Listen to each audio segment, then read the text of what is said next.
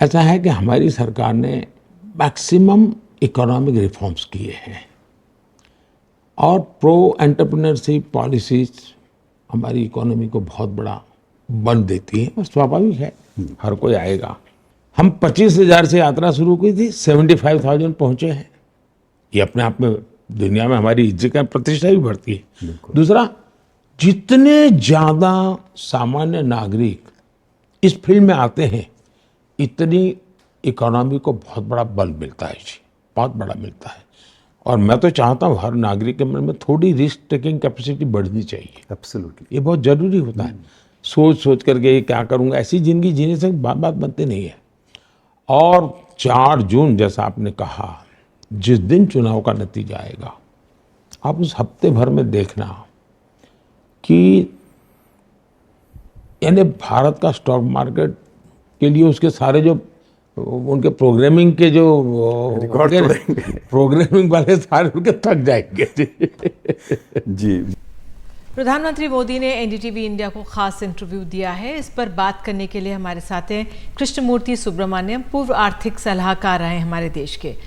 Mrs Subramaniam, प्रधानमंत्री मोदी ने कहा है कि डिजिटल क्रांति से गरीब को ताकत मिलेगी, एआई में दुनिया का नेतृत्व करेगा भारत, और कहा जा रहा है कि ऑनलाइन पेमेंट के कारण जो रेहड़ी पटली वाले लोग हैं उनको लोन मिल सकेगा। आपका क्या असेसमेंट है? ये बहुत अच्छा एक सवाल आपने पूछा है और एक मुद्दा जिसमें कि काफ़ी काम हुआ है पिछले सालों में। एक रोज़मर्रा की ज़िंदगी से एक छोटा उदाहरण लेते हैं। आप लोग सब सरोजिनी नगर जाते होंगे। सरोजिनी नगर में जो वहाँ पे जो विक्रेता हैं, वो जिनके दुकान नहीं होते, जो वहाँ पे जो रोड हैं उसमें बेचते हैं, यदि आप ध्यान दें तो 2014 10 साल पहले तो इनको हम कैश में पेमेंट करते थे।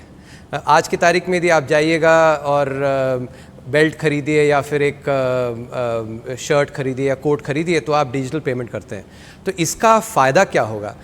जब ये विक्रेता बैंक के पास जाता है और बैंक अधिकारी को पहले यदि कहता हो, यदि 2014 में यदि वो कहता कि साहब मेरा तो मास हर महीने करीब 50,000 की आमदनी है, तो जो बैंक का जो अधिकारी है वो कहता है अरे तुम्हारे पास क्या प्रमाण है इसका।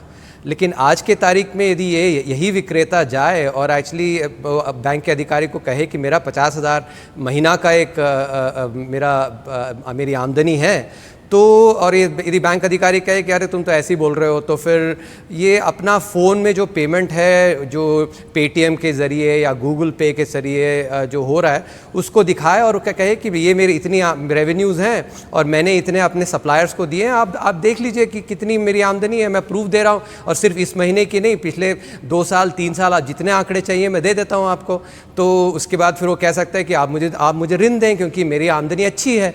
तो ये जो है एक छोटा सा रोज़मर्रा की ज़िंदगी से जो एक उदाहरण ये दर्शाता है कि किस तरह की जो एक क्रांति है हमारी जो अर्थव्यवस्था में इसमें आ सकती है, आ रही है।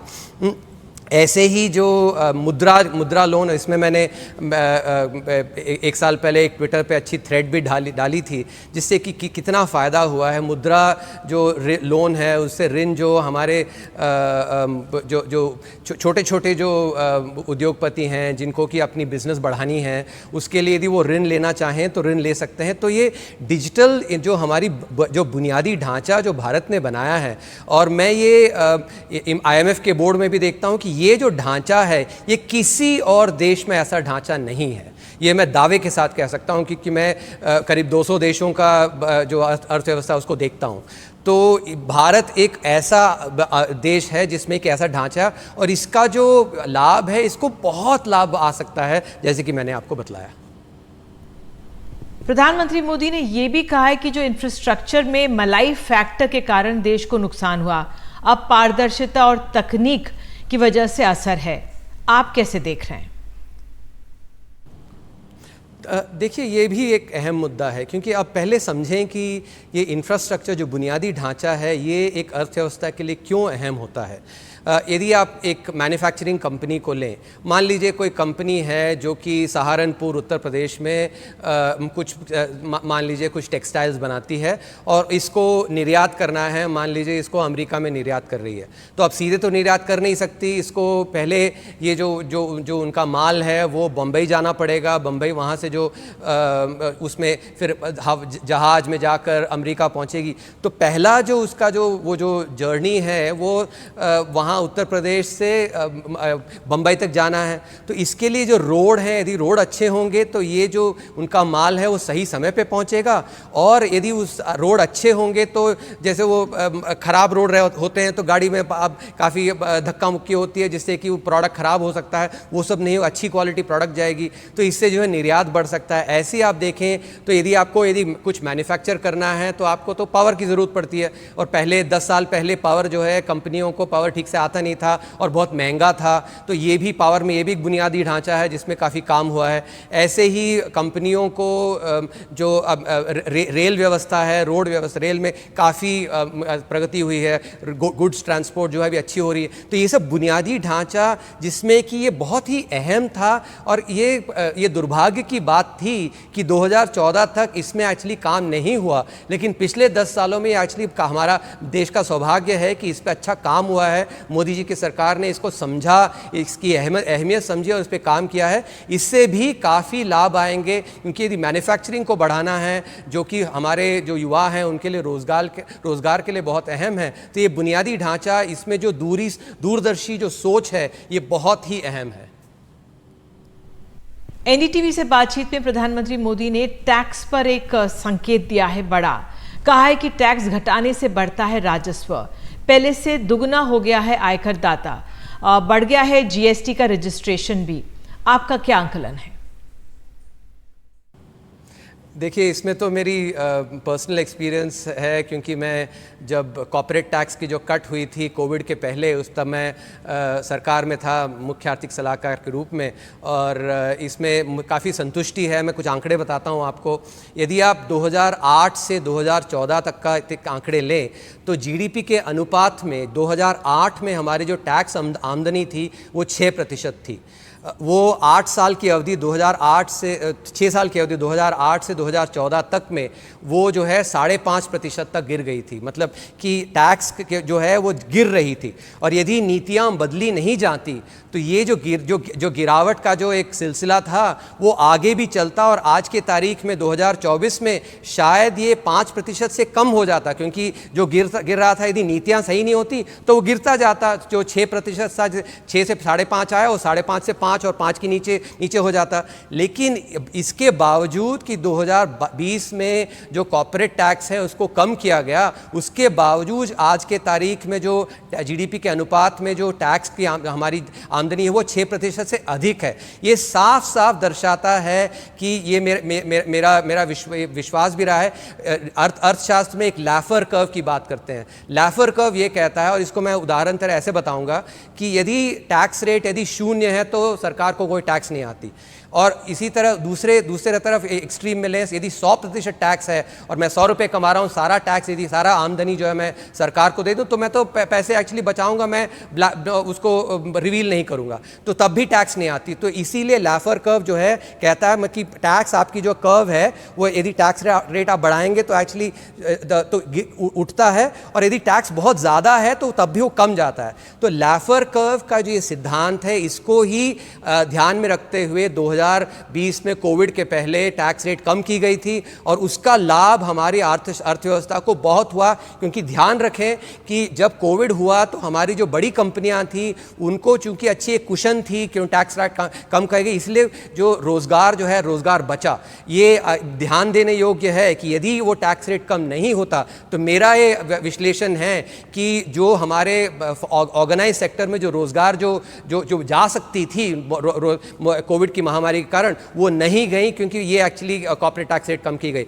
इसके अलावा यदि आप देखें तो अभी जो इनकम टैक्स है, इनकम टैक्स में भी काफ़ी बढ़ोतरी हुई है, और जो कि यदि अच्छी नीतियाँ नहीं लाई जाती तो 5% से कम GDP के अनुपात में जो होती, आज की तारीख में 6% से ऊपर है। ये कॉर्पोरेट टैक्स रेट के कट के बावजूद ये साफ साफ दर्शाता है कि जो PM साहब ने कहा है वो सही कहा है। और इसमें मेरा सौभाग्य रहा है कि PM साहब से इसके बारे में मैंने उनसे बातचीत भी की है, और ये उनका जो नीति में जो सोच है वो एकदम सही है। अर्थशास्त्र की दृष्टिकोण से उसको हमने आंकड़े में देखा है, इसके पहले जो पॉलिसी चेंज की उससे भी प्रमाण साफ हैं, तो इसको करना बहुत अच्छा है। प्रधानमंत्री ने कहा है कि उन्हें राज्यों का अगर सहयोग मिल गया तो कोई निवेशक दुनिया में और कहीं नहीं जाएगा। इस पर आपको क्या कहना है? सोले आने सच।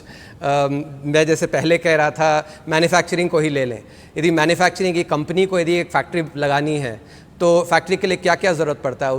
इनको लैंड ज़रूरत पड़ता है, लेबर ज़रूरत पड़ता है, और ये दो चीज़ें जो हैं ये राज्य सुनिश्चित करते हैं। यदि राज्य जो है राज्य ये तय कर लें कि हम यहाँ इतना एक लैंड जो पॉलिसी है, लैंड एक्विजिशन पॉलिसी है, उसको यदि दूरदर्शिता के साथ लैंड एक्विजिशन पॉलिसी करें, तो जैसे मैं मध्य प्रदेश, जो पहले मध्य प्रदेश था, छत्तीसगढ़ में रायपुर, दुर्ग, उस इलाके से आता हूँ। वहाँ बिलासपुर की मेरी पैदाइश है।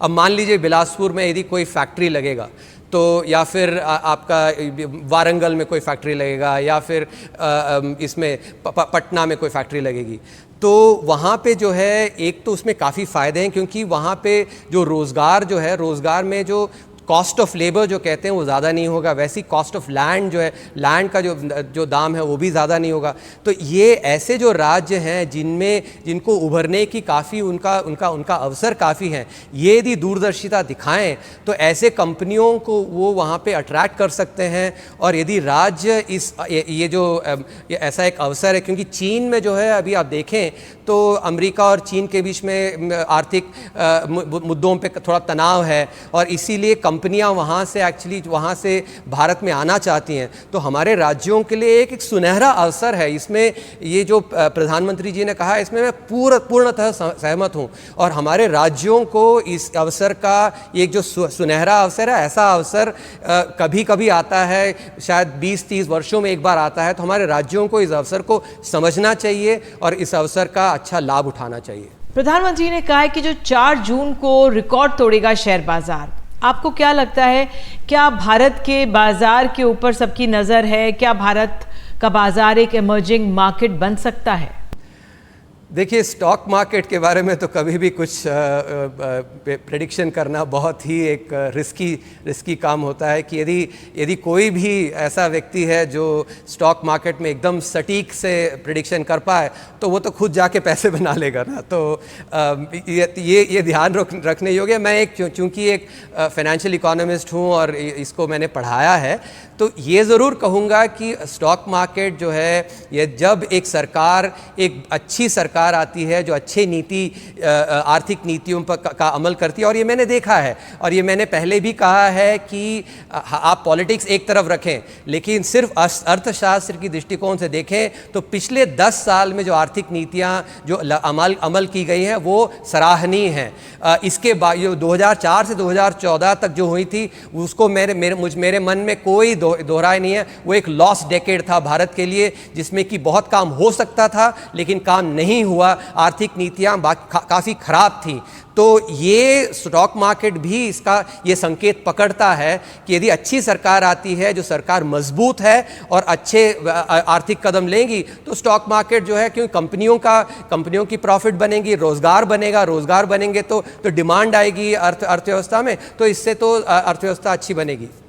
प्रधानमंत्री ने बेरोजगारी के सवाल पर जवाब देते हुए कहा है कि 1.25 lakh startup, 100 unicorn, gaming, green hydrogen और क्रिएटिव इकोनॉमी का ज़माने में जो दुनिया से मुकाबला कर रहे हैं हमारे 20-22 साल के युवा। आप तो अर्थव्यवस्था को करीब से देखते हैं। विपक्ष ने बेरोजगारी का मुद्दा उसको उठाया और बनाया। क्या भारत रोजगार देने में सक्षम हो सकता है? ये बहुत अच्छा सवाल है, क्योंकि इसमें काफ़ी सारे ऐसे नैरेटिव्स जो कि सच से अलग हैं इसके बारे में कही जाती हैं। तो मैं आपकी प्रशंसा करता हूं कि आपने ये सवाल पूछा है। इसमें मैं आंकड़ों से एक्चुअली दूध का दूध पानी का पानी करना चाहूँगा। पहले आप देखें 2000, ये ILO की आंकड़े हैं, इंटरनेशनल लेबर ऑर्गेनाइजेशन की जो रिपोर्ट आई थी, उस रिपोर्ट को मैंने पढ़ा है, उनसे मैं ये आंकड़े बता रहा हूँ। 2012 से 2022 तक यदि देखें तो रोजगार जो है करीब 8 करोड़ नौकरियां बनी, और ये हमारे सरकार के आंकड़े नहीं, ये ILO के आंकड़े हैं। और इसमें जो 7.8 जो कि 8 करोड़ अप्रॉक्सीमेटली जो रोजगार बने, इसमें से 3.5 करोड़ हमारे सैलरीड क्लास के जो हैं उसके रोजगार बने। और कैजुअल लेबर, जो कि कैजुअल लेबर वो उतना रोजगार उतना अच्छा नहीं होता, वो 1.7 करोड़ से कम हुआ, यानी कि ये कैजुअल लेबर बेहतर नौकरियों में गया। इसके अलावा एक और आंकड़ा मैं बताऊं, हमारे जो युवा हैं 15 से 29 साल के जो इस जो कैटेगरी में आते हैं, इसमें देखें तो इनकी जो आबादी है 2012 से 2022 तक आबादी सिर्फ 1.7 करोड़ से बढ़ी, लेकिन रोजगार इसमें, ये दोबारा जो PLFS और ILO रिपोर्ट से कह रहा हूं, इसमें 1.7 करोड़ से ही आबादी बढ़ी, लेकिन रोजगार इसमें 3.5 करोड़ बने, यानी कि दुगना से ज्यादा। तो इसमें साफ यदि आप आंकड़ों पे जाएं तो ये जो लोग कहते हैं कि रोजगार जो है रोजगार नहीं बन, रोजगार में और काम करना है। मैं जरूर कहता हूं कि हमारी आबादी बढ़ी है और युवाओं के लिए रोजगार बनाना है, लेकिन ये जो लोग कहते हैं कि रोजगार नहीं बना, ये मैंने आंकड़ों के साथ दूध का दूध पानी का पानी कर दिया है कि रोजगार साफ साफ पिछले 10 साल में बना है।